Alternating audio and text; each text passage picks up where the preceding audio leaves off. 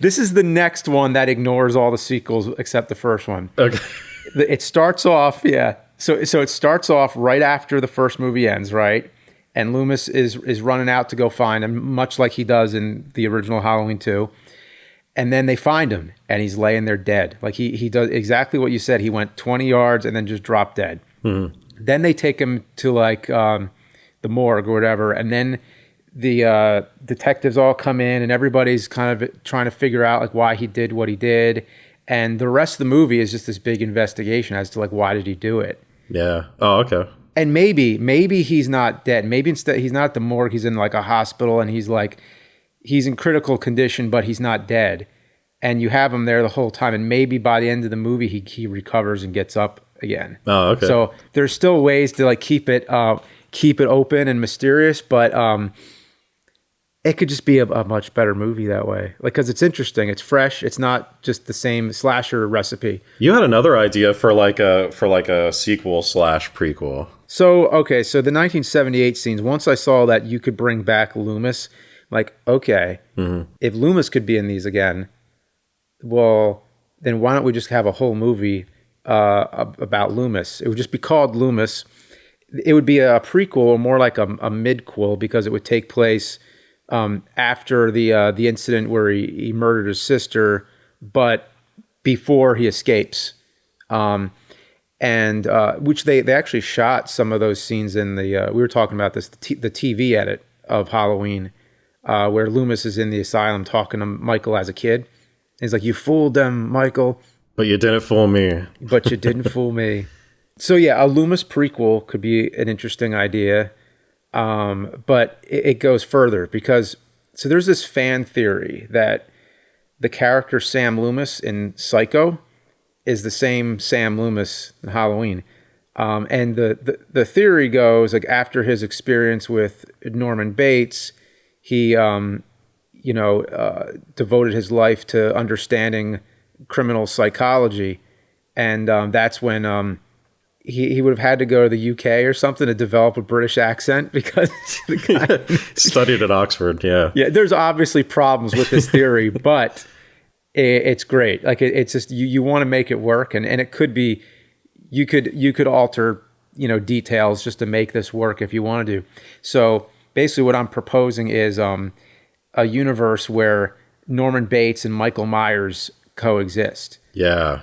Because everybody's, it's always about like Michael versus Jason, or all these hypothetical matchups, but nobody ever brings the original slasher, Norman Bates, into it. And I love that it's all based around Dr. Loomis too, because he's like one of the greatest characters ever on screen. Just absolutely love Dr. Loomis. Yeah, like if this were the Marvel Cinematic Universe, he would be like the Nick Fury.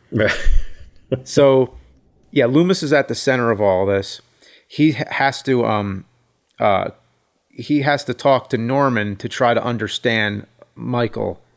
So in some way, he has to get Norman on his side to help him. Like help him understand Michael Myers and why he does what he does? Or? When Loomis is at the university studying for his degree in criminal psychology, one of his colleagues is Mr. Lecter. Ah, yes. So we get into this whole cinematic universe with Silence of the Lambs and Halloween and Psycho. Oh, no. So you know how like Loomis like kind of goes crazy, like especially crazy in Halloween 5? Yeah. It was like, get the girl. Yeah, I think maybe that's around the time Lecter like came out as a serial killer and was captured, and like it was just too much for Loomis to handle. He's talking to Norman Bates, trying to figure out how to catch Michael. Yeah. His colleague, Dr. Lecter, he just found out as a serial killer that eats people. And so now he's just, by Halloween 5, he's just crazy. He's just totally insane. Like, you're holding that little girl hostage, like, come on, Michael, get the little girl. Like, just totally insane. Yeah. Yeah, he goes nuts. Yes.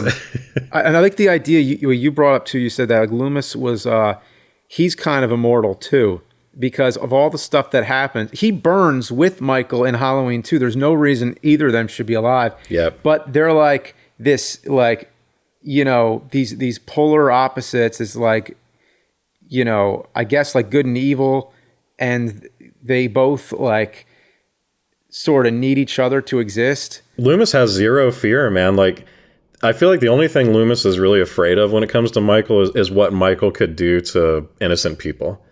But he doesn't seem to be afraid for his own safety at all. Like, I think in like Halloween 1 and 5, like he just straight up like pimp walks into Michael's house and he's just like, I'll just sit here and wait for him, like by myself in this dark house. It's like, damn, dude. And I like the extremes that he goes or anything. Like even in the second one, he's already like getting there when he's like, you know, when he uses the gun to try to get the police officer to turn the car around and he doesn't.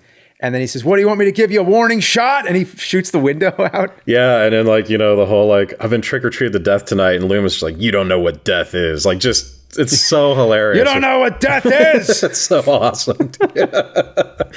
Oh, man, I love that line. It makes no sense, but I love it. It's so quotable, that guy. I love, like, Loomis is so quotable. Yeah, Donald Pleasance, yeah. And if you've seen like other stuff he's in too, he's a great actor. Like he's done like The Great Escape. Yeah, he was in he was the Bond villain in You Only Die Twice, I think. Always a side character kind of, but such a good actor. Like he could easily be the starring role in everything. He was amazing. Well, you think about these ridiculous Loomis lines like, he's gone from here, the evil is gone. Like what a ridiculous thing to say. But since it's Donald Pleasance saying it, it's just awesome. Like he just delivers it perfectly. In 5, I really liked I wished he would go to hell, but in my heart I knew hell wouldn't have him. Yeah.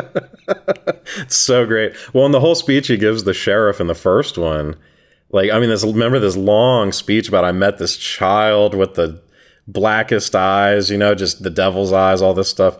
It's so great. That's the gold standard. That is the gold standard. Yeah, it's a lot like the Jaws speech in that Quint says, because he says something similar too. It's got like the lifeless eyes, the blackest eyes. I forget what it is.